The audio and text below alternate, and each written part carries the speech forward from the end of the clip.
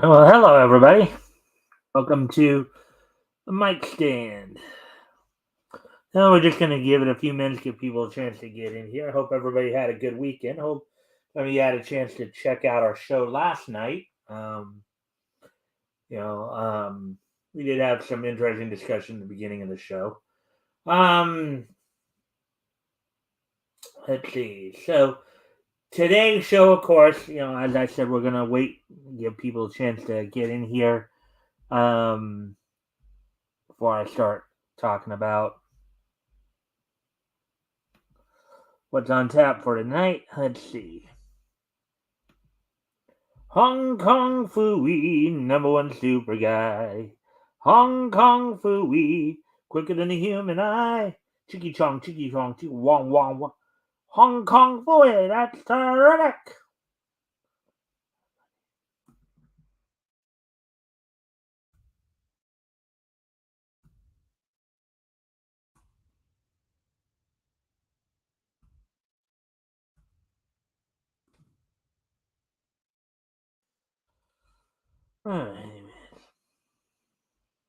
Alright, so apparently.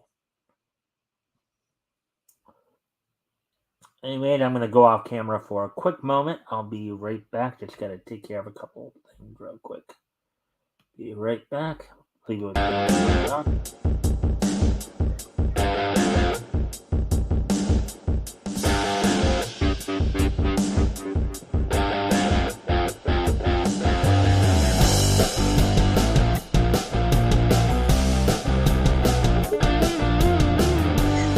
Sorry about that. Sorry about that.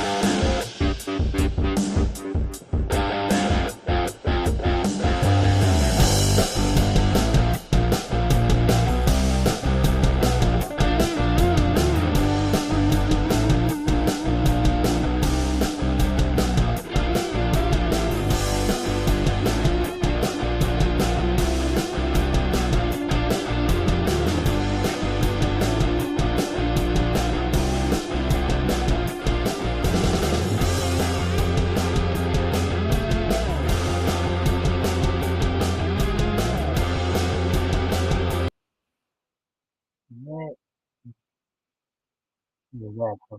Good bit. Alrighty then.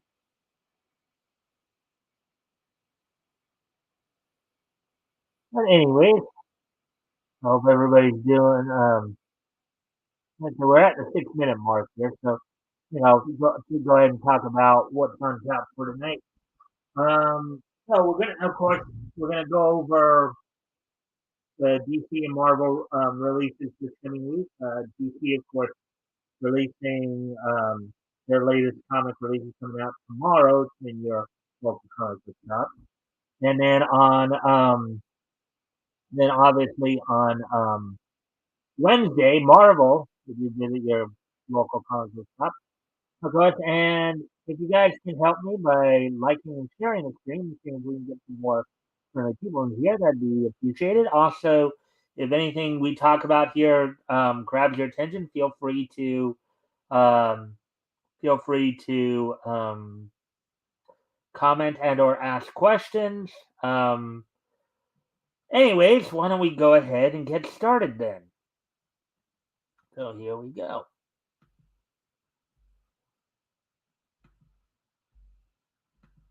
All that being said. All right. So first off, I'm going to start off with the DC releases here. Oh, Static returns. Harley Quinn and Poison Ivy reunite in DC's new releases. Static's new series launches on Tuesday alongside Poison Ivy #9, which reunites the Batman villain with her love, Harley Quinn, after a year apart. Article by Sean Gribben, published 4 hours ago. Static and Harley are back in this week's new releases from DC Comics. From writer Vita Ayala and writer artist Nicholas Draper Ivy, the miniseries Static Shadows of Dakota is launching on Tuesday for DC's Milestone Comics imprint. Shadows of Dakota is a sequel to Static Season 1, a 6-issue miniseries worked on by both Ayala and Draper Ivy. The release between June 2021 and March 2022, like its predecessor, Shadows of Dakota is set to run for 6 issues total. But it will not be the only Static story out in 2023. An upcoming anthology one-shot, Milestone 30th Anniversary Special, will feature a story by Draper Ivy in which the electrifying hero teams up with Batman Beyond, like he once did in the animated Static Shock show.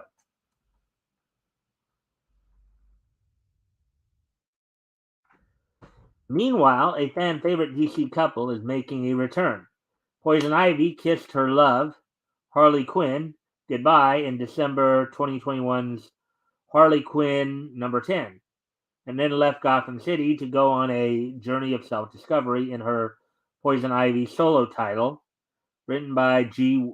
Willow Wilson and illustrated by Marcio Takara.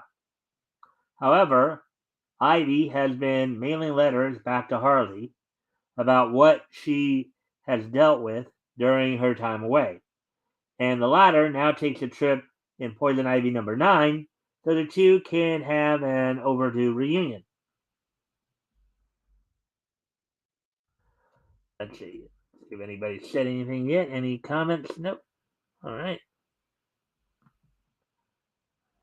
So there we go with that.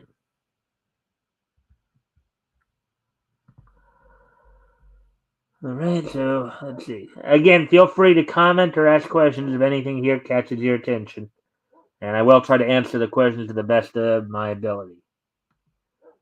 Anyways, as for other DC comics going on sale this week, the Lazarus Planet event continues with the tie-in Monkey Prince #11 and anthology one-shot Lazarus Planet Next Evolution #1, set to feature some first appearances of new characters.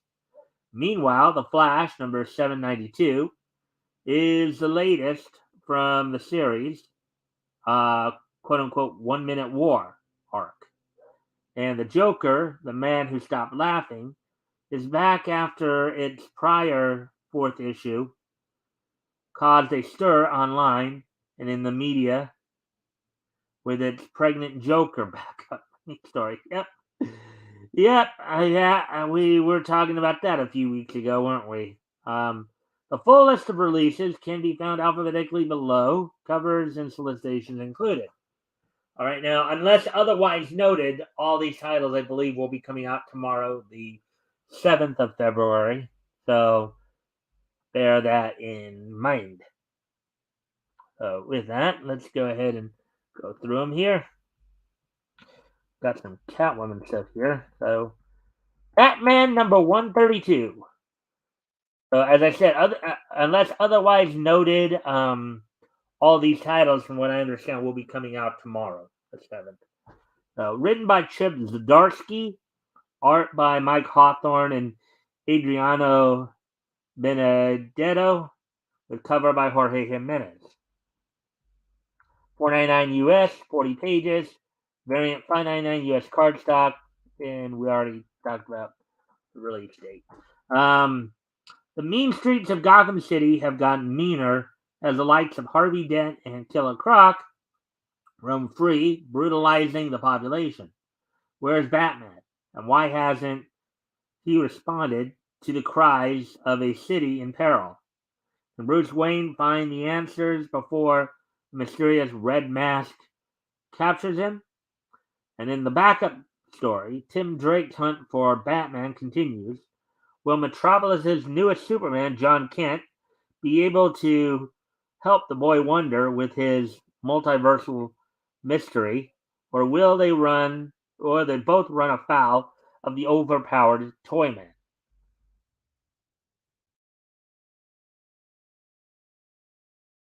Batman and the Joker, The Deadly Duo, number 4. Written by Mark Silvestri. Art and cover by Mark Silvestri. $4.99 US, 32 pages, part 4 of 7, all covers cardstock. Training Day. Batman and the Joker's ability to function as a team is put to the biggest test yet as they are dropped out of the sky into a moving train. Will their alliance hold together even if the speeding locomotive does not? Meanwhile, the Dark Knight has enlisted the help of Nightwing and Catwoman to help with his investigation, but with more pieces of Gordon being shipped to GCPD, Gotham City Police Department headquarters, by the time they find any clues, will there even be enough of the commissioner left to save?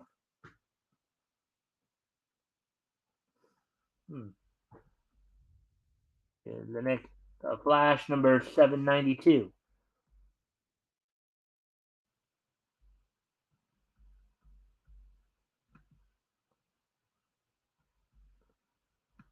All right.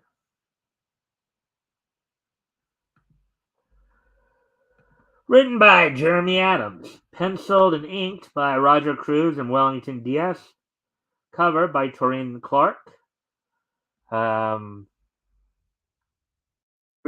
US, 32 pages, variant $4.99 US cardstock. The 1 Minute War, Part 3. The Flash family is in dire straits as the Fraction begin their takeover. Looking for a way to push them back, Impulse has an idea. The kind of idea that usually gets people in trouble. It's up to Kid Flash to keep him company on a daring mission that could help turn the tide against this extraterrestrial threat. Gotham City, Year 1, number 5. Written by Tom King.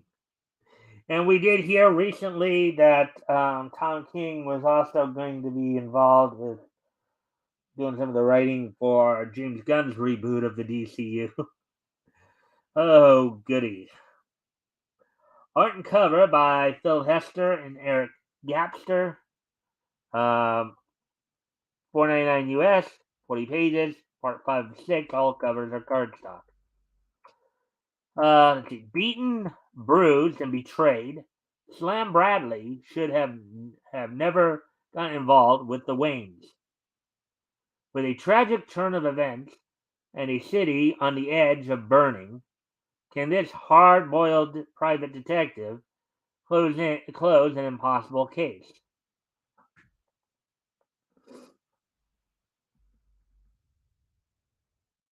I always get the impression, and I think, from everything we've heard about Tom King, you almost get the impression that I think he hates people. I think he really hates people. Some of his stories are said to be some of the most gruesome when it comes to the character. He's not just mutilating their characters in the writing, but he's mutilating them physically in the stories as well. And then I think we all remember what happened between him and that one artist a while back who went off on the artist for, I guess, doing a cover for EBS for Ethan Van Sciver. I think this guy just hates people. Let's see if that anybody see if that draws any comments. Oh, nope. But at least we're still up 4 viewers, so that's good to see. All right. The Joker, the man who stopped laughing, number 5. Oh, gonna get to see what the follow up to that backup story was that caused such a stir. Written by Matthew Rosenberg, art and cover by Carmine Di Giandomenico. 5.99 US, 40 pages. All covers are cardstock. Knock knock. Who's there? That's what the Joker is trying to find out. But as he closes in on the man he thinks is pretending to be him, Jason Todd is right on his heels. And Jason has got a great joke about a little kid in the crowbar. Okay. A little psychotic there. Maybe you've heard it before. It kills. Oh, yeah. Lazarus Planet. Next Evolution, number 1. Written by Ram V. Brandon T. Snyder, Chuck Brown, and Delilah S. Dawson. Art by Lalit Kumar, Laura Braga, Letha Martinez, and Mark Morales, and Roe and Stein. Cover by David Marquez and Alejandro Sanchez. 4.99 US, 48 pages, variant 5.99 US cardstock. Heroes will be forged. Good and bad, yin and yang, all sides of humanity will be transformed by the Lazarus event. And in the DC universe, in the DC universe, one thing's for sure: heroes will always rise. In this special, we will explore some of the amazing new powers gifted to the freedom fighters of the future, and we'll see what perils these villain vanquishing virtuosos um, will face. What secret does flatline speak from the heart of Talia al Ghul's headquarters? Can Red Canary bring order to an out of control city? What secret does the heroic Jedi hold that will hunt that will haunt him forever? And enter into a brand new legend with the fantastic debut of Vigil. Monkey Prince number 11. Monkey see, monkey do, monkey make a fool of you.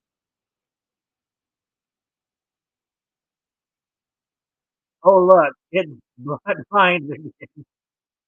Bloodlines.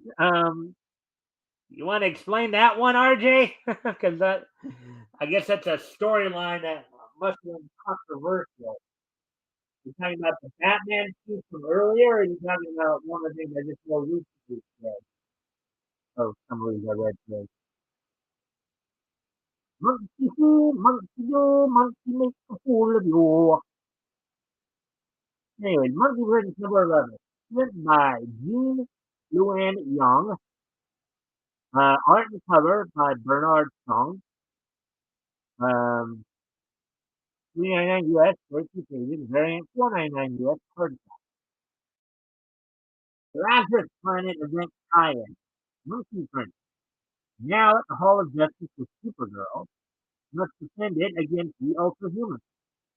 But it looks like Ultrahumanite need to get through not only to acquire secret information about the Monkey King that could defeat Nasia, but also for information about how Marcus is related to the Monkey King. Will Monkey Prince give in to learn his truth, but put all the other heroes at risk? Monkey see, monkey do, monkey make a fool of you. Monkey see, monkey do, monkey make a fool of you. Anyways, yeah, RJ, I think I asked you if you explain the bloodlines comment a little bit further, but if you're still here. Anyways, getting back to the and thank you for the like and the share, by the way. Just noted that. Anyways, let's get to so Poison Ivy number 9, written by G. Willow Wilson, art by Marcio Takara, cover by Jessica Fong. 399 US, 32 pages, variant 499 US cardstock. It's the issue you've all been waiting for. That's right, your girl Harley Quinn, doctor, fashionista, heroic criminal, criminally insane clown, and Poison Ivy's girlfriend, has arrived on the West Coast to spend some quality time with her number one squeeze.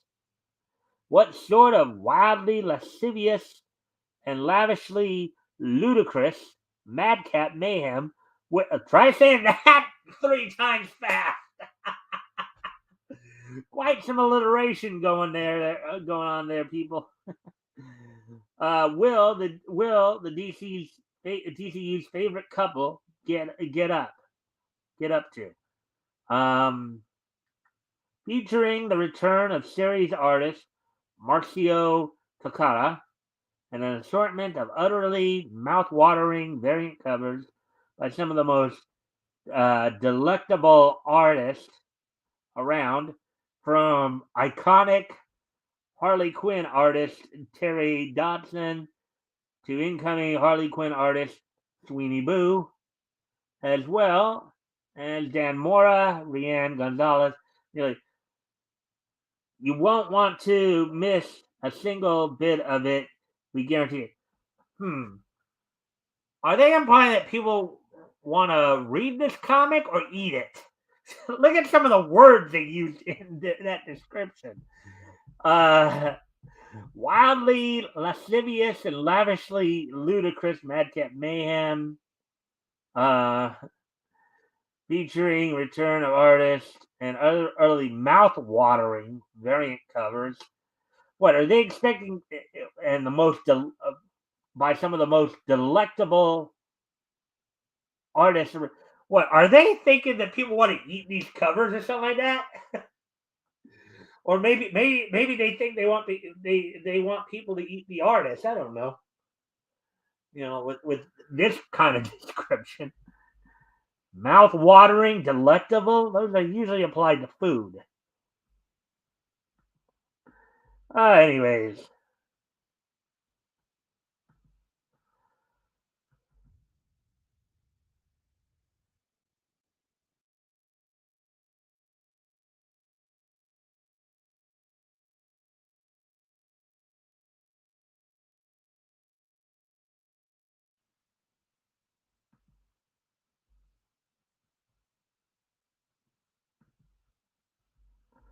Anyways, can we move on to the next thing here? Scooby-Doo, Where Are You? Number 120. Written by Derek Friedel. Art by Valerio Sciola. Cover by Derek Friedel. $2.99 US, 32 pages. When Velma inherits a vase from a deceased relative, Mystery Inc. knows just the place to get it appraised. A televised auction house. But after they arrive, an old lamp up for sale creates a smoke cloud that releases a djinn bent on destroying the valuable antiques on display. And it might take more than just wishes to get the djinn back in the lamp. That does kind of sound like a classic Scooby-Doo plot, doesn't it? A lot better than Velma. That sounds like something that most of us probably grew up on watching. So.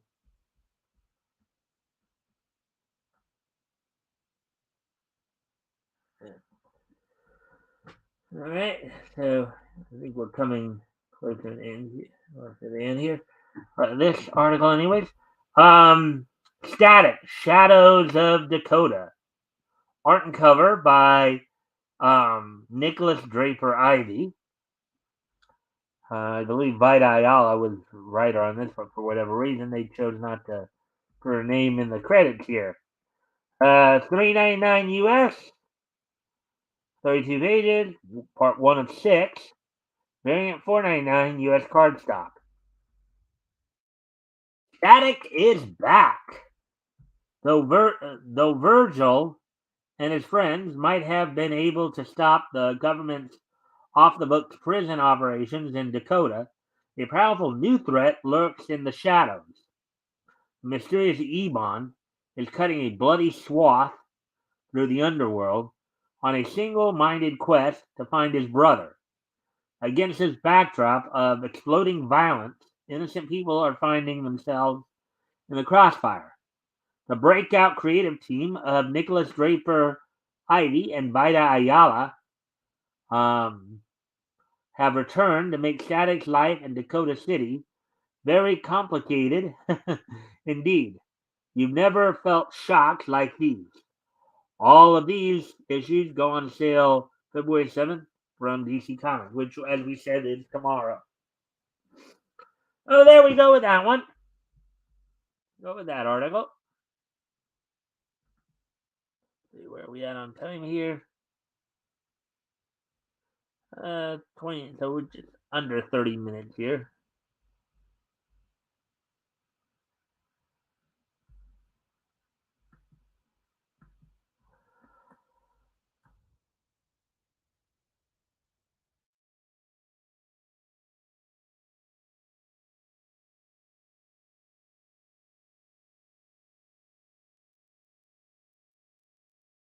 I'm gonna go check something real quick.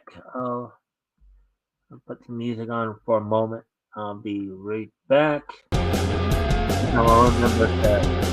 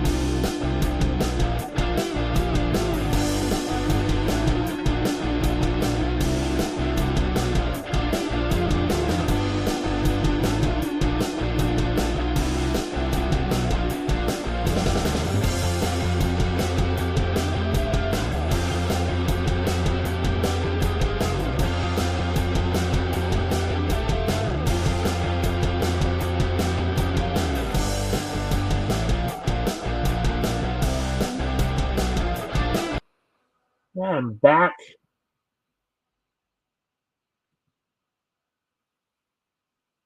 All right. Anyways,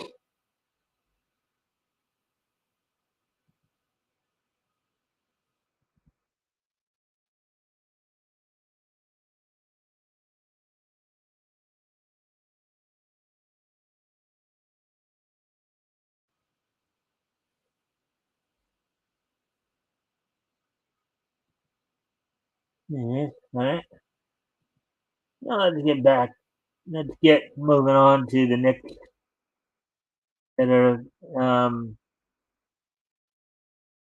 set of releases here.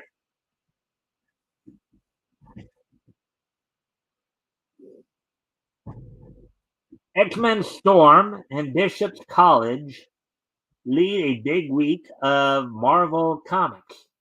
Storm and her own Brotherhood of Mutants deal with the sins of Sinister, while Bishop trains an all-black X-Men team to defend the nation of Krakoa. Article by Sean Gribben, published 4 hours ago.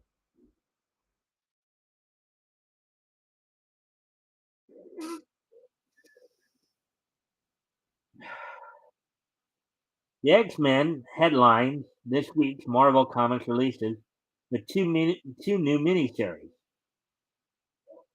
Out on Wednesday is Storm and the Brotherhood of Mutants #1, the start of a 3-issue miniseries by writer Al Ewing and artist Paco Medina. Excuse me a moment again, guys. Sorry, I gotta check something. I gotta check another thing here. I'll be right back. Oh, wait. Oh, never mind. Good. Never mind about that. I guess we can get back to the article. And my sister just came home, so that should help with the dog situation. All right. Anyways, the title ties into Marvel Sins of Sinister event, uh, which launched with a one-shot of the same name on January 25th. Storm and the Brotherhood of Mutants will release in place of Ewing and artist Stefano Caselli's X-Men Red series, and its first issue takes place 10 years into the future, the second 100 years, and the third 1,000 years. The two other miniseries tying into Sins of Sinister, Nightcrawlers and Immoral X-Men, will also take place during these 3 points in time. So 10, 100,000. All right.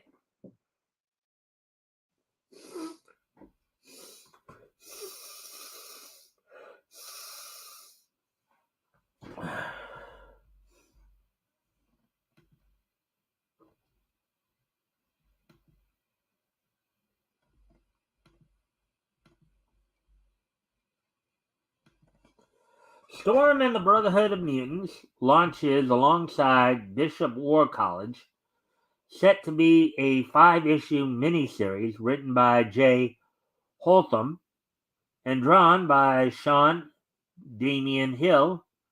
The book will focus on the titular hero training an all-black X-Men team to defend the mutant nation of Krakoa.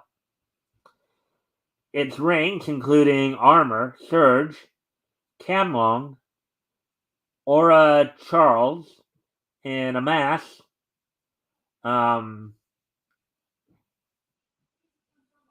According to details for the first issue on sale this week, the group's first lesson will be, quote, how to fail, unquote. Though they will fail at, what they will fail at remains to be seen. As for Marvel's other new comics, a 5-issue Red Goblin series begins right as Namor the Submariner Conquered Shores comes to a close. The former title spins out of the ongoing Venom series, while the latter revolves around the King of Atlantis in a dystopian future.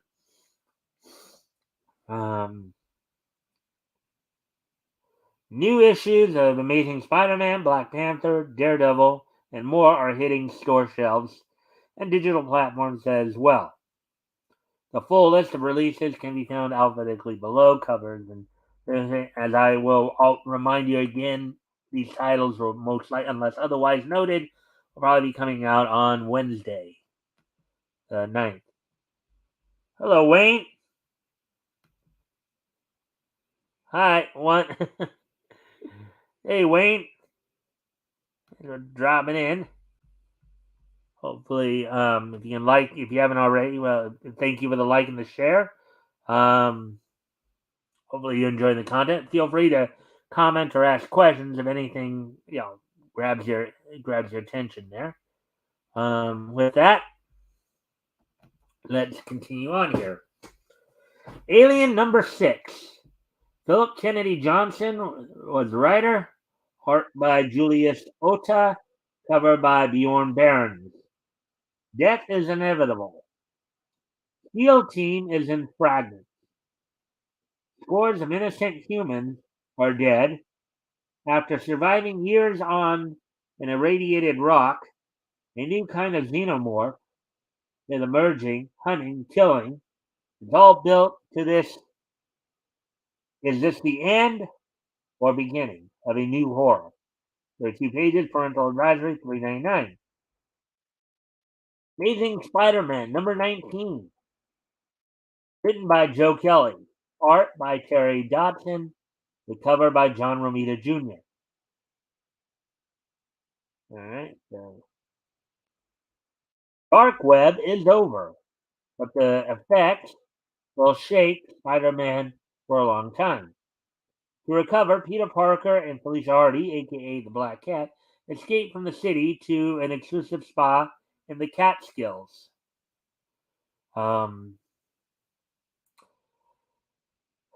Surely, trouble won't follow our webhead and ruin his romantic getaway. Join superstar guest creative team Joe Kelly and Terry Dodson for this special 2-parter where Spidey and Black Cat take their next step and no one tries to kill them yet. 32 pages, rated T, $3.99.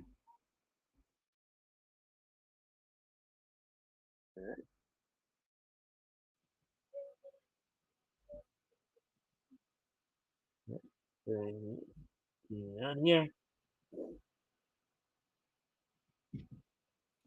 Avengers War Across Time number 2 of 5. Written by Paul Levitz. Art and cover by Alan Davis. Thor, Iron Man, Captain America, Giant Man, and Wasp. The original Avengers invade the Baxter Building and break the barriers between worlds. Will Willie Lumpkin unleash a dangerous menace? Can Thor lose Mjolnir? Will Eisner Hall of Famer Paul Levitz and legendary X-artist Alan Davis successfully channel the classic heroes' adventures? Come check it out. 32 pages, rated T, $3.99. Bishop, War College, number 1 of 5. Written by J. Hotham. Art by Sean Damian Hill. Cover by Ken Lashley. The all-new, all-great X-Men debut. Krakoa is an island paradise, and it's a vulnerable one. But not with Lucas Bishop on the case. Armor, Surge, Camlong, Aura Charles, Amass. These are his students. Their course, objective, get strong, defend the island, keep mutant kind safe. What does any of that have to do with an all-black X-Men team? Find out here. Celebrated TV writer Jay Hotham, Cloak and Dagger, Jessica Jones.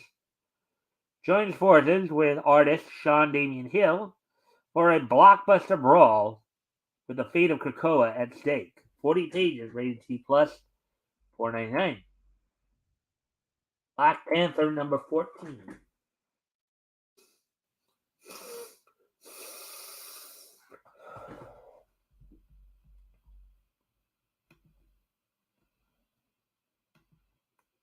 Hmm.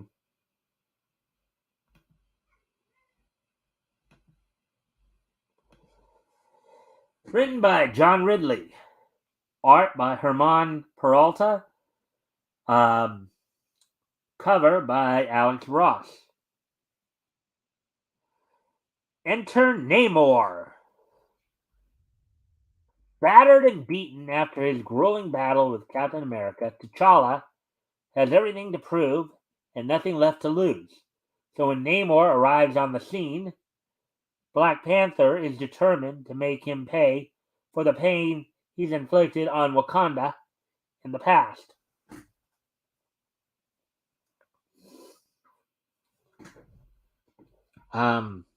But the terrorists of his making still loom large, and Namor never goes anywhere without a plan and an angle. $3.99. Captain America: Symbol of Truth, number 10. Written by Toki Onyebuchi. Art and cover by R.B. Silva. Cap versus Falcon. When Falcon arrives in Mohanda, delirious and rampaging from the effects of White Wolf's chemical attack, it's up to Captain America to save his friend, or to stop Falcon from hurting anyone else. In this heartbreaking showdown between partners, Sam Wilson must make a choice about who he wants to be and what he's willing to sacrifice for the mantle of Captain America. 32 pages, rated T plus, $3.99.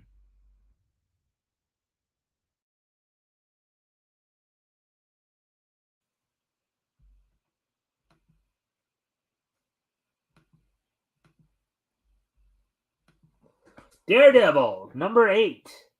Written by Chip Zdarsky. Art and cover by Marco Cicchetto. At Last, War. 32 pages, rated T plus, $3.99. I guess that's all they really had to say about that particular book, huh? Ghost Rider, number 11. Written by Benjamin Percy. Art by David Wachter. Cover by Bjorn Behrens. Hellfire and Danny Ketch. The FBI has cast out Johnny Blaze and Talia Warroad, maybe because they're too destructive and unmanageable, or maybe because there is some corruption present that reaches inside the very institution meant to protect us. As Johnny and Talia head down to Savannah to investigate a necropolis. Those of you who don't know what necropolis is, basically it's a city of the dead. What they're basically getting at there. There are hints of old friends and new foes on the horizon.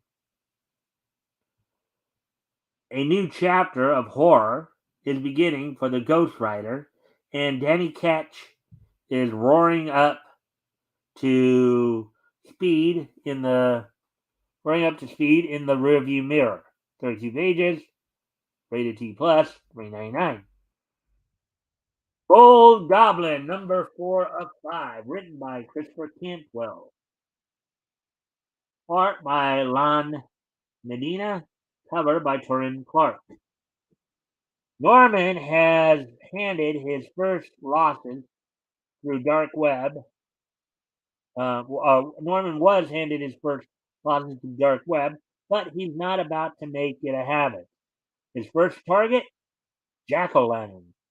But is Norman still in someone's crosshairs. Will this new zeal lead him down the dark path that we all know he's headed toward? You better believe it. 32 pages, rated T plus, 399.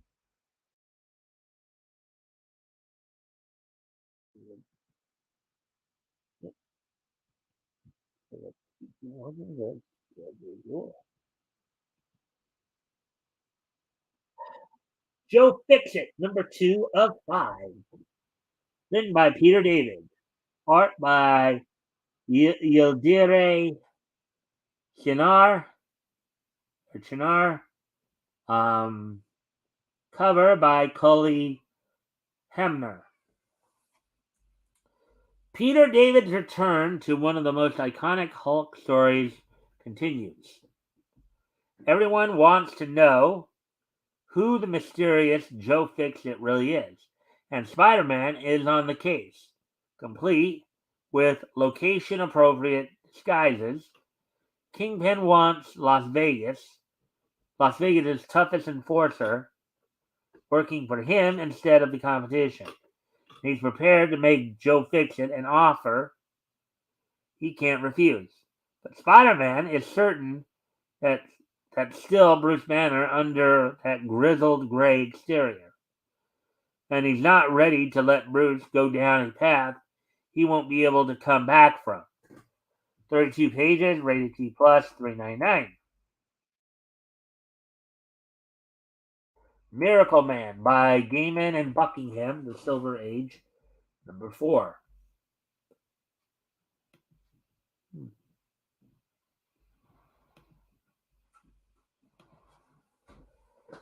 Written by Neil Gaiman. Art and cover by Mark Buckingham. Let's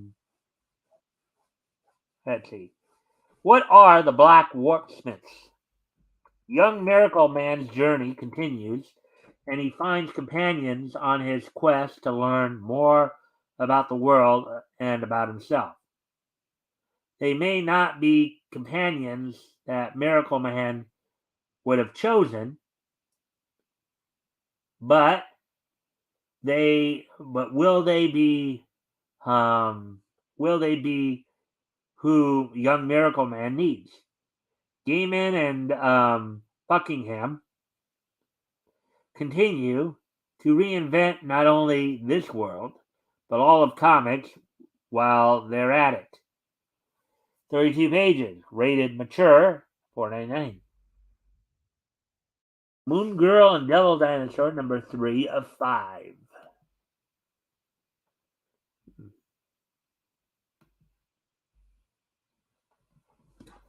Written by Jordan E. Fueco. Art by Alba Gillette. Cover by Ken Lashley. Devil has lost his mind. OMG, Olivia Sparklebots are spreading her mind control all across the Lower East Side. And she's controlling Devil Dinosaur, too. Lunella needs a way to cure her best dino sidekick and keep the other roller derby kids safe from the brainwashing. But as her lunar mind swap with Devil Dinosaur approaches, she might just be running out of time before the Sparklebots get her too. 32 pages, rated T, $3.99. Namor the Submariner, Conquered Shores, number 5 of 5. Written by Christopher Cantwell. Art and cover by Pasquale Ferry. Who will survive in this fallen world? Who will rebuild it? Atlantis? The machines? A long-suffering humankind? Namor faces off against the original Human Torch one last time, and then his own underwater empire. In the end, will anything be left to rule on these conquered shores? 32 pages, rated T plus, $4.99.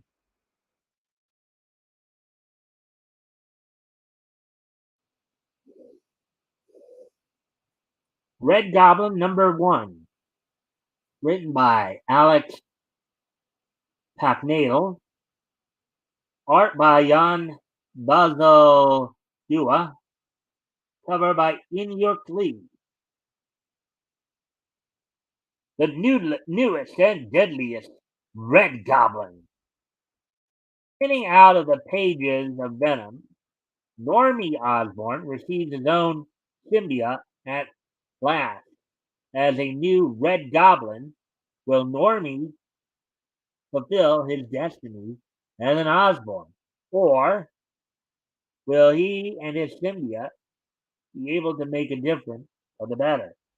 40 pages, rated T plus, $4.99. Secret Invasion, #4 of 5.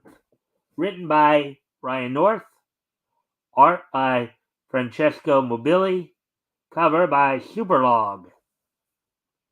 Maria Hill has made her call about the scroll, and now all the dominoes will fall according to her design.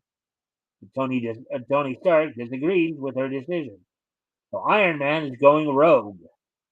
An action-packed issue culminates in a dramatic leap into the unknown you won't see coming, and a no-win scenario leads to our shocking conclusion. 32 pages, rated T plus, $3.99.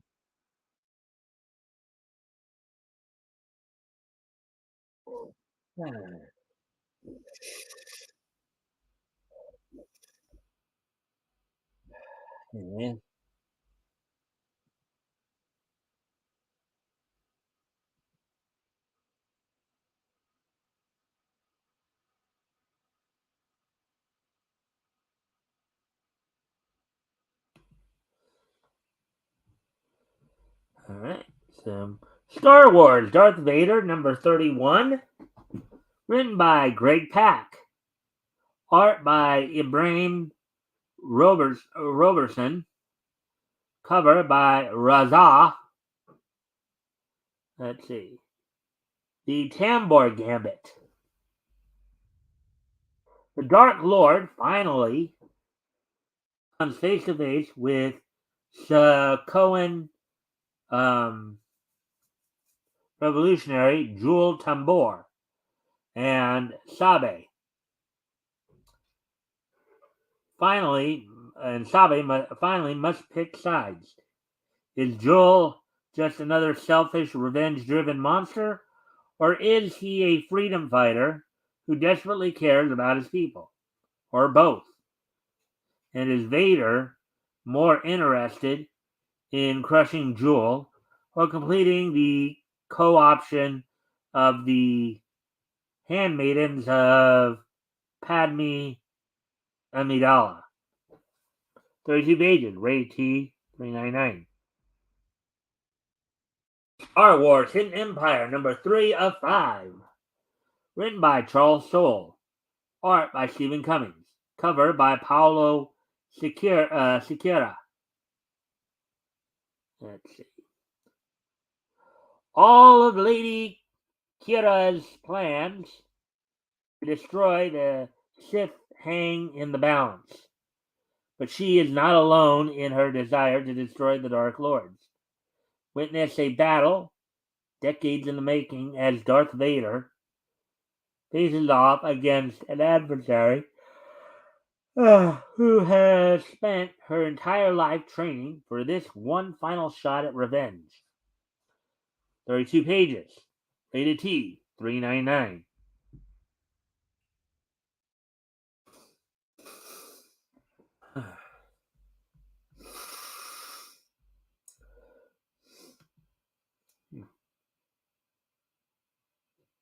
Back up to 4. That's good to see. And if you haven't already, if you can like and share the stream and see if we can get some more friendly people in here, that'd be appreciated.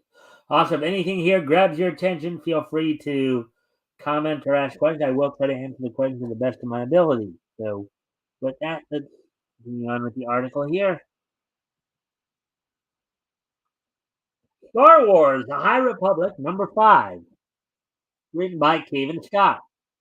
Art by Andrea Riccardo. Cover by Yannick Paquette. The Battle of Jedha has begun. As the herald of the open hand stokes the fires of Jedha, Vildermac and Matty Caffley are overcome by uncontrollable fear. Kay Shirak is a prisoner of the Guardians of the Will, and he used the chaos to escape. And who are the mysterious strangers ransacking the temple of Kyber? Is nowhere safe. 32 pages, rated T, 399.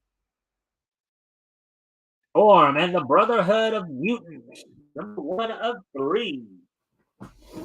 Written by Al Ewing, art by Paco Medina, cover by Lainil Francis Yu. Let's see. The New Brotherhood. 10 years from now, Mars has been destroyed, and now Storm wants revenge. To get it, the New Brotherhood will battle their way through hell to seek the greatest secret of the sinister age. Or are they fighting to save the world or end it? And who is the man called Ironfire? 32 pages, rated T plus, $3.99.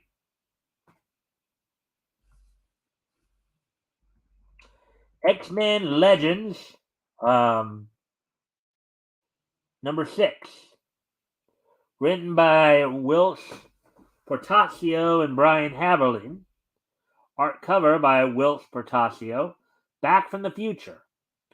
Omega Squad will die. And it's all Bishop's fault. Bishop makes a fateful decision that will spell the end of life as he knew it. Presaging his appearance in the classic Uncanny X-Men number 282, witness legendary Whilce Portacio's vision of his co-creation as we finally detail the truth behind the XSE's time travel mission gone wrong. 32 pages, rated T plus, $3.99. All of these issues go on sale February 8th from Marvel Comics. This, of course, coming out on Wednesday. So that's all the release information for you. Let's see where we're at on time. Decide what we'll do next, if we'll cover a couple more articles, or see where are we at on time here. We're at 59 minutes, so we got a few more minutes. I think I might at least touch up on the television, see if there's any cartoon stories to go over. Probably is something, for all we know, probably from Velma at least. Let's see now. I know all the stories are probably like within the past day here.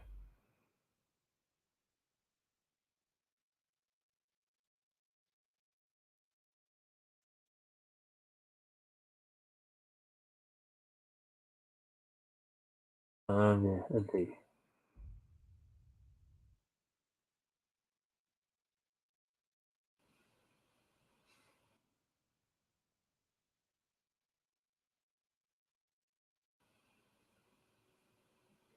Okay, here. This looks interesting.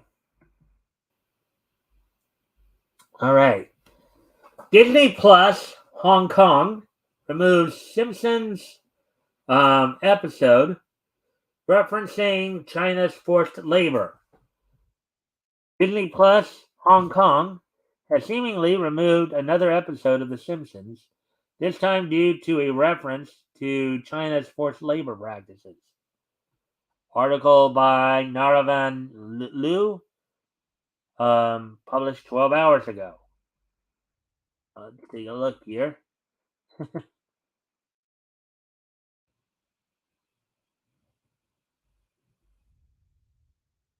Disney Plus has removed yet another episode of The Simpsons in Hong Kong.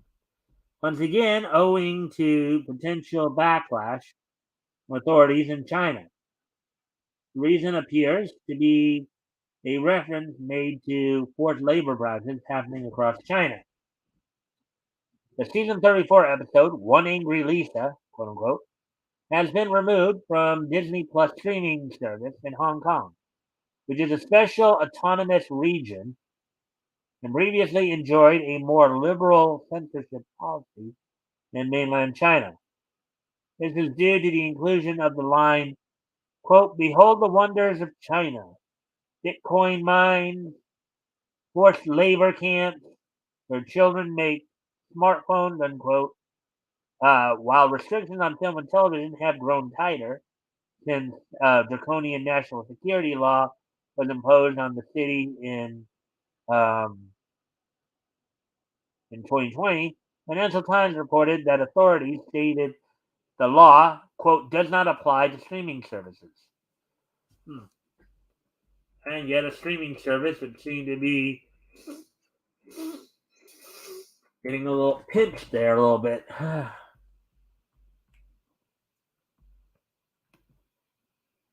Hey, what? Hey, let's see. Hey, Rex. Hey, Woody. Greetings, Devil Flyer. Chinese paranoia, not, uh, not postrable. All right, yeah, well, that's what it would appear, Woody. Yep, and thank you guys for the like and share. See, let's continue on with the article here. Disney and other companies in China. In fact, one expert, associate professor, Kenny Hung, of the Academy of Film at Hong Kong Baptist University, suggested Disney likely removed the episode as a preemptive measure and that it had, quote, more to do with the company's ties, current and future, in mainland China, unquote. It should be noted that Disney has theme parks in China and that its subsidiary, Marvel Studios, recently secured release for its major films Black Panther, Wakanda Forever, and Ant-Man and the Wasp, Quantumania in mainland China. So they're basically suggesting that Disney was doing this more. It sounds like a little kissing a lower part of the body, as it were, kissing a portion of the lower part of a human body, as it were. uh, China has been widely criticized by the international community for allowing or even enforcing forced labor practices on top of severe working conditions for many factory workers across the country. China and its Communist Party-led government has been condemned for its persecution of Uyghurs, um, many of which are subjected to work placements in factories in and around Xinjiang, tantamount to slavery.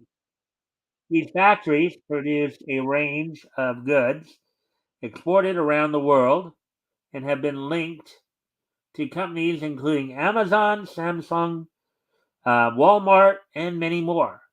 While bodies, such as the United Nations, do recognize evidence of forced labor, they have not officially recognized the Uyghur genocide China is accused of committing, though countries such as Canada, the United Kingdom, and the Netherlands have.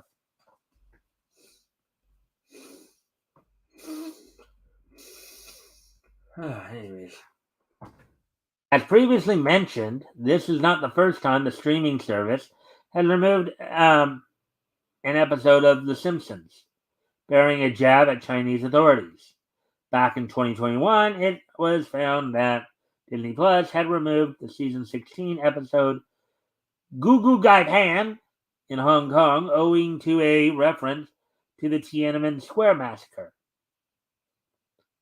Beyond streaming, references to Tiananmen Square have been made punishable by national security law after the law came into effect in Hong Kong on June 30th, 2020. Annual vigils, museums dedicated to June 4th, the date of the massacre, were forced to shut down. The Simpsons is available for streaming on Disney Plus, First Financial Times. So, there you go. Anyways, let's see now. Where are we at on time here?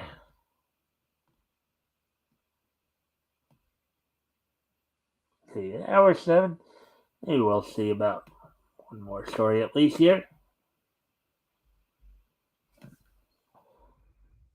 Okay.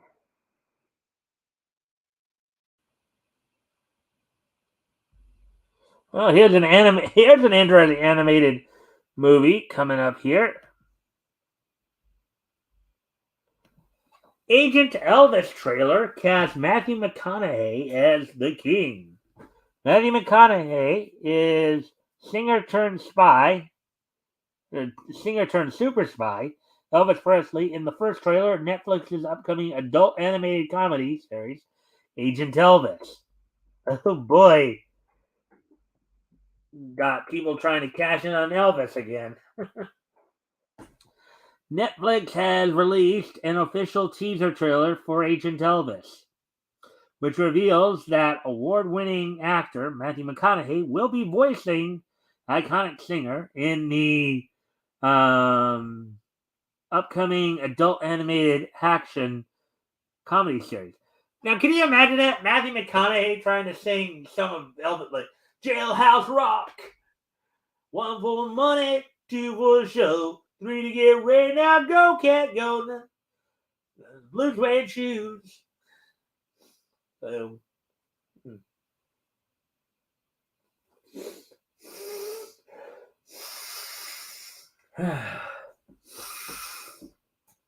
anyways, Agent Elvis hails from Sony Pictures Animation, Sony Pictures TV, and Authentic Brands Group, and sees Elvis Presley trading in his jumpsuit for a jetpack to battle dark forces that threaten the company, all while holding down a day job as the king of rock and roll. Accompanying the king on his missions is Scatters, his trigger-happy pet chimpanzee. McConaughey, who is best known for his leading roles in Dallas Buyers Club and True Detective, is the first actor confirmed for King Elvis, with the full voice cast expected to be announced before Netflix drops all 10 episodes of the series in March.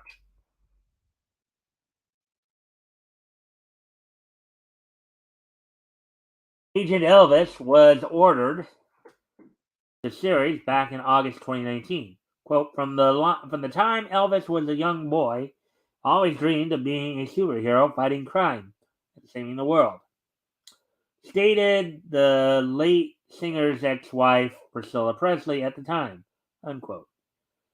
Agent King lets him do just that, unquote. Presley, who co-created Agent Elvis um, with New Jersey rock and roller John Eddy, was married to the King from 1967 to 73.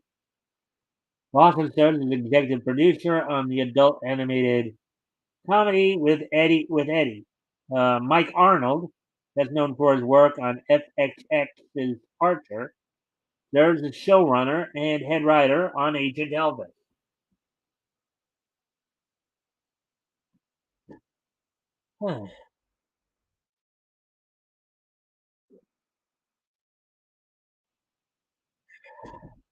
Agent Elvis comes on the heels of Baz Luhrmann's um, recent biopic of the late singer, which was released in June 2022, to both critical and commercial success.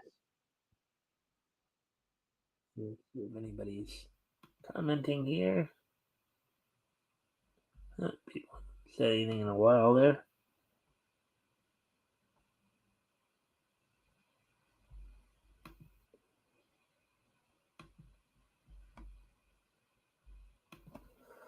Um, let's see. Starring Austin Butler in the titular role, Luhrmann's Elvis earned $287 million against an $85 million budget, making it the second highest grossing musical biopic worldwide behind only 2018's Bohemian Rhapsody. The jukebox musical has also received several accolades, including the Golden Globe for Best Actor in Motion Picture Drama.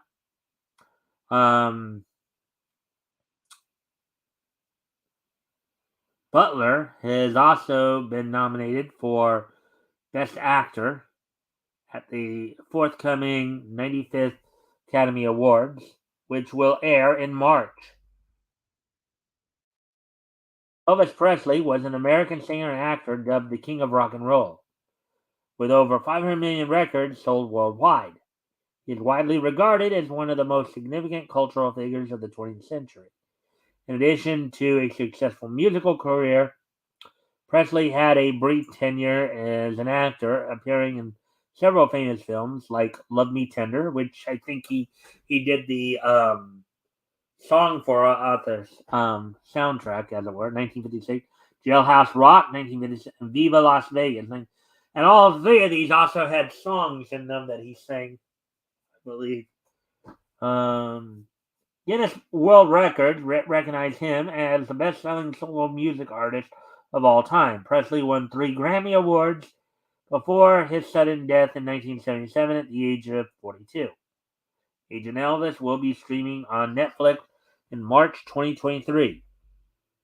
All right, so there we go with that one. Sounds like an interesting one. Let's see now. 1 minute, an hour 13. So, see what else we might have here.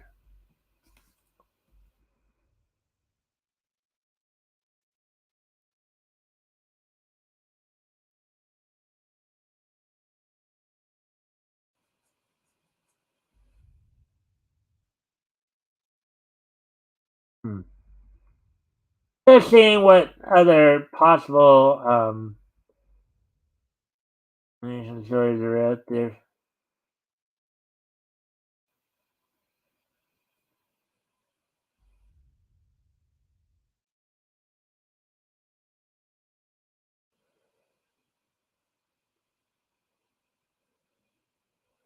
Okay, here's something. Here's a Harley Quinn Valentine special cast Abbott Elementary stars as Hawkman and Hawkgirl. All right, let's see what we got here. Harley Quinn Valentine's special cast Abbott Elementary stars as Hawkman and Hawkgirl. Tyler James Williams and Quinta Brunson join the cast of Harley Quinn, a very problematic Valentine's Day special as Hawkman and Hawkgirl. Article by Morgan Chalnett, published 6 hours ago.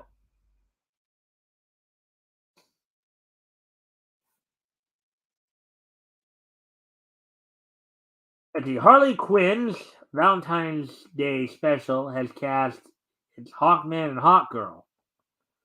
As reported by Deadline, Abbott Elementary stars Tyler James Williams and Quinta Brunson will voice the classic DC heroes in Harley Quinn, a very problematic Valentine's Day special. Brunson said of her casting, quote, "As a Harley Quinn fan, I'm thrilled to lend my voice to the special and to team up with my Abbott Elementary creative partners, Justin Halpern and Patrick Schumacher, and co-star Tyler James Williams for this fun episode." Williams added, quote, "Harley Quinn is such a brilliant series, and it is an honor to lend my voice to the special. I think the cameo is something both Abbott Elementary and DC fans will enjoy, unquote. Harley Quinn's Valentine's Day special. The very problematic Valentine's Day special will see Harley Quinn, who is voiced by Kaylee Cuoco, and Poison Ivy, voiced by Lake Bell, as well as other heroes and villains of the DC universe, celebrate, in quotes, the gushiest, mushiest, most romantic day of the year, unquote. Sounds like something Harley would say, right? However, things go awry for Gotham's favorite power couple on a date night, and it's up to Harley to save the day. Additional cast for the special includes Alan Tudyk, who voices the Joker and Clayface in this, Matt Oberg voices Kite Man, James Wolk, who voices Superman, Natalie Morales, who voices Lois Lane, Chris Diamantopoulos, who voices Aquaman, James Adonian, who voices Bane and Clock King, Jim Rash, who voices the Riddler, Vanessa Marshall, who voices Wonder Woman, Rachel Dratch, who voices Nora Freeze, Josh Hellman, who voices Captain Boomerang, Michael Ironside, and that's not necessarily the first time Michael Ironside voiced Darkseid. I believe he lent his voice to Darkseid during in the DCAU as well. During his appearances on Superman the Animated Series, and I think in his few appearances in the Justice League cartoons as well of the 2000s. And Brett Goldstein as himself. Leela Birch, Janet Varney, and Casey Wilson have also been cast in undisclosed roles. After the special, Harley Quinn will return for a fourth season in 2023, with Sarah Peters taking over as showrunner from Halpern and Schumacher. Peters teased what she had in store for the adult animated favorite, saying, quote, "My main goal as a writer on previous seasons has been to make Harley and Ivy's relationship honest and relatable. I believe when we run that kind of arc through high stakes stories and queef jokes, that's when the show is at its best." Is that queef or supposed to be queer? I don't know. Maybe there's a typo there. I hope to strike the balance with season 4,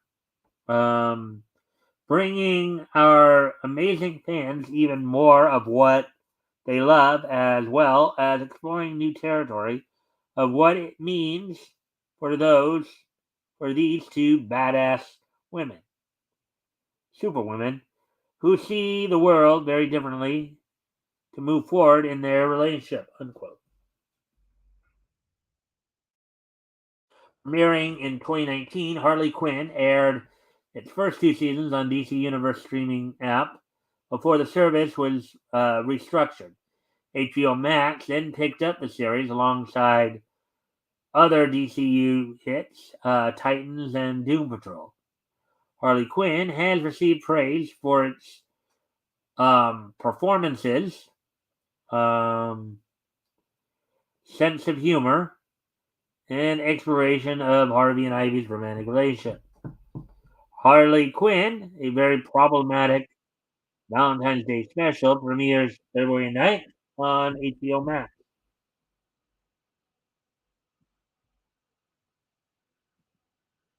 All right, there we go.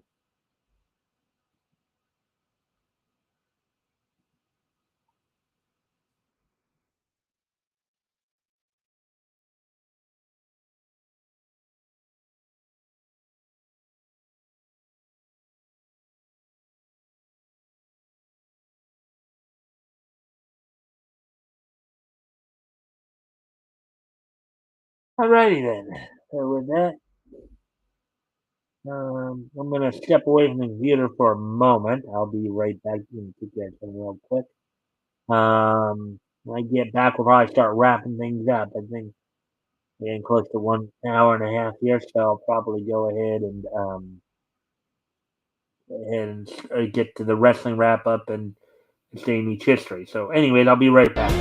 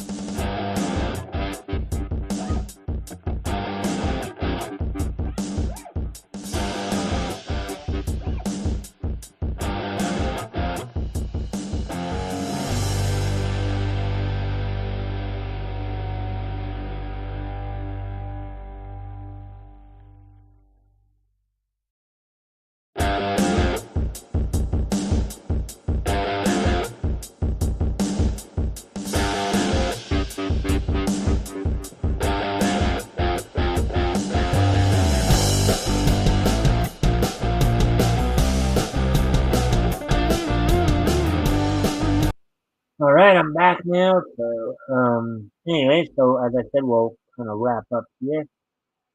Um, that first thing right there. Anyways, so yeah,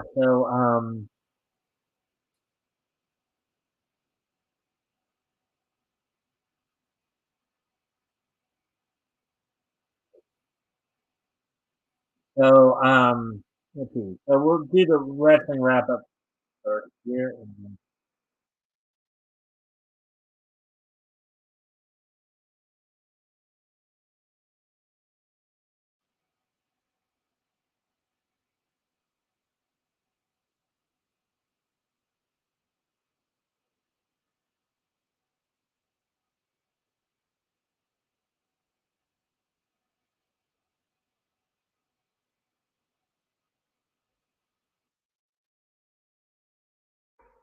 well, no information on that yet. All right. Well, anyways, so quick wrestling wrap up here. So it looks like Tony Khan is still interested in possibly buying the WWF. He's at least looking at what's going on there and just seeing is at least interested in maybe working with the WWE at least. Maybe interested in buying them, as has been talked about. See what are some other stories. Let's see from the WWE side of it. Let's see. So they're still building up. So right now it looks like one of the angles they're working is that it looks like the bloodline may be falling apart. Sami Zayn was kicked out of the group. Jay Uso kind of walked away. Was also reported today that Naomi, aka Trinity Fatu, what may probably be taking a break, not from WWE. There is some talk. She's changed some of her social media data to indicate that she's not, basically taking down all the WWE information from the site, from her social media sites. We'll have to stay tuned to that. And it looks like Bailey will be making a possible appearance on NXT tomorrow night as well. This is again a further strategy by the WWE trying to bolster the NXT programming, as it were, going away from its 2.0 format. Some AEW news. It looks like AEW will be looking to start doing some house shows soon. they've been taught, and there's been talk about some stuff coming up. Also about making Las Vegas their permanent pay-per-view home for Double or Nothing. So now they're getting into almost like where it's a tradition of Double or Nothing's happening at Vegas every year during Memorial Day weekend, from what I understand. So that's not necessarily the first time a wrestling company's done something like that.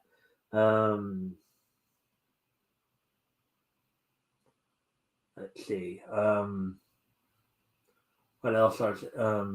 And recently, I guess during a house show, it looks like Chris Jericho actually teamed with Danhausen during a house show in which Chris Jericho decided to get into the act. In which he got up on with all the same garb as Danhausen. It's like Danhausen and Jericho Hausen are the best Hausen ever is how they promoted it.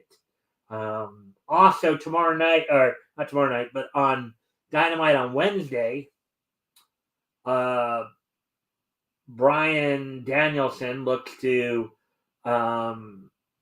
get over the last hurdle placed in front of him by MJF to get a title, not just a title shot, but a 60-minute Iron Man match title shot against AEW World Champion MJF.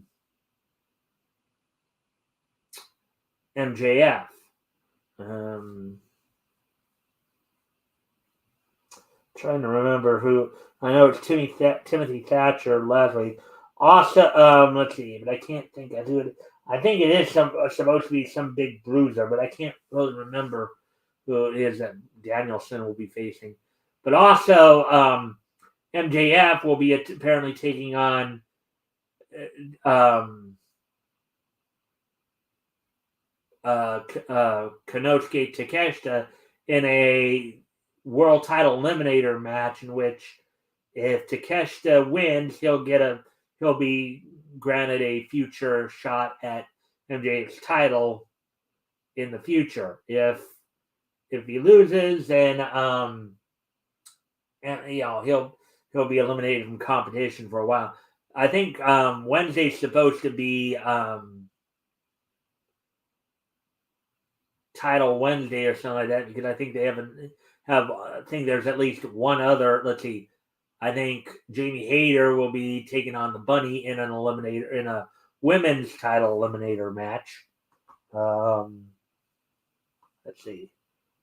I think the Acclaimed will be defending the AEW World Tag Team titles against the Guns. And the Elite will be defending the Trios titles against AR Fox and Top Flight, the Martin brothers. Now that's something to look forward to this week. And of course, now things should be picking up as we got Elimination Chamber coming up in a few more weeks here in the WWE.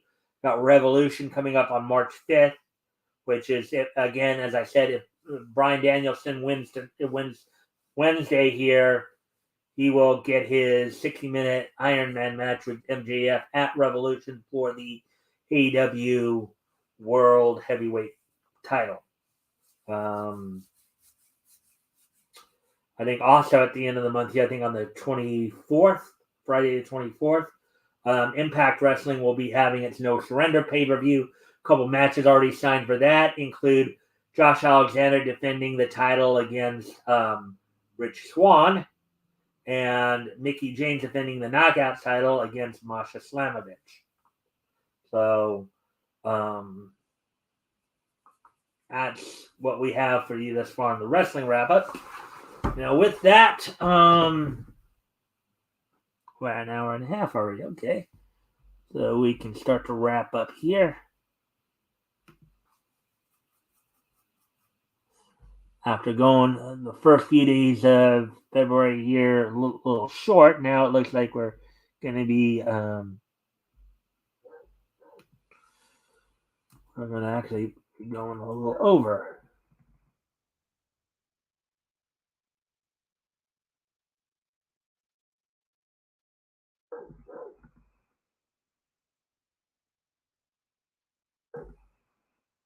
Beach. Yep, we're still here. Uh,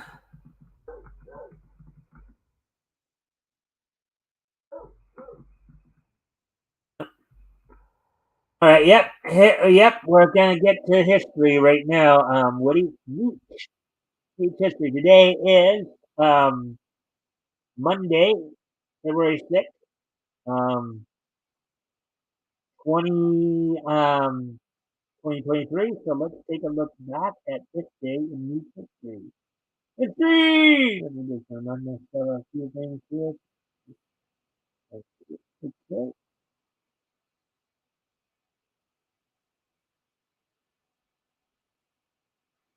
All right. So with that, go Mike, go.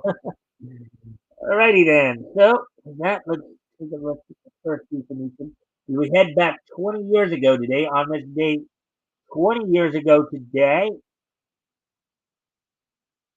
Sunrise's Gun Parade March, the new March.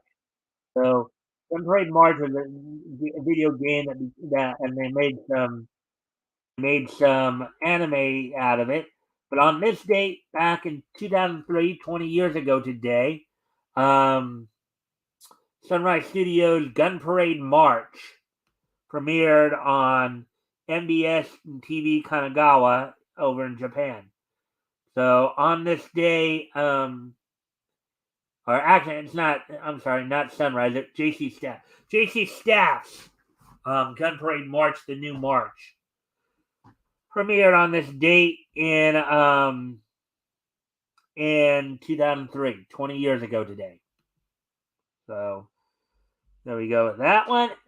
Moving on to the next piece of niche history here. On this date, 15 years ago today, bit of sad news for the animation world, as Phyllis Barnett, who was an American animator and cell painter, worked for many studios, including Disney, Hanna-Barbera, Filmation, Chuck Jones Productions, Murakami Wolf, Swenson, DePatie Freyberg. She passed away on this date back in 2008 at the age of 85. She's probably best known for her work on the 1982 animated film The Secret of Nim, um, which happened to be the only thing she was actually credited for. She was an animator and cell painter for a number of studios, but the only thing she was actually credited for was her work on the movie The Secret of Nim from 1982. So on this date, 15 years ago, the passing of Phyllis Barnett, American animator and cell painter.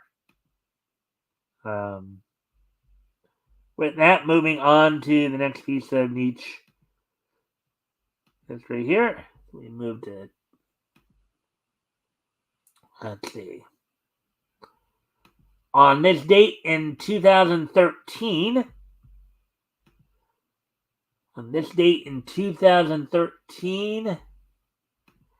let's see, I believe this is also the final issue, right? Yeah. The fifth and final issue of Hit Girl from Marvel's Icon imprint went on sale on this date back in 2013. So 10 years ago today, the fifth and final issue of Hit Girl from Marvel's Icon imprint went on sale on this date for $4.99, 48 pages. Story was written by Mark Millar, penciled by John Romita Jr. And as we saw, he's still doing work. He's still doing work these days, John Romita Jr. Tom Palmer did the inking. Lettering done by Christopher P. L. Colas. And Dean White did the coloring. So on this date, 10 years ago today, the fifth and final issue of Hit Girl from Marvel's Icon imprint went on sale on this date. And finally, last piece of niche history for the night. On this date, 5 years ago today, WWE held its live SmackDown event from the Sprint Center in Kansas City, Missouri. On that night, the main event saw Kevin Owens and Sami Zayn and go to a no contest in the number one contender match for the WWE Championship. Also on the night, Bobby Roode retained the WWE United States Champion over Rusev, who's currently wrestling as Miro in AEW, who had Aiden English in his corner, and I believe Aiden English is now commentator on Impact as Matthew Redwalt. The Bludgeon Brothers, Harper, aka the late Brody Lee, and Rowan, defeated Kenny Alfonso and Matt Fitchett. Charlotte Flair defeated Liv Morgan with Ruby Riott and Sarah Logan in her corner via submission. Ruby Riott, who is now Ruby Soho in AEW. So with that, I thank everybody for being here tonight. I hope you guys enjoyed the content. I hope you guys enjoyed the history in there. And I will hopefully see you all back here tomorrow. Bye.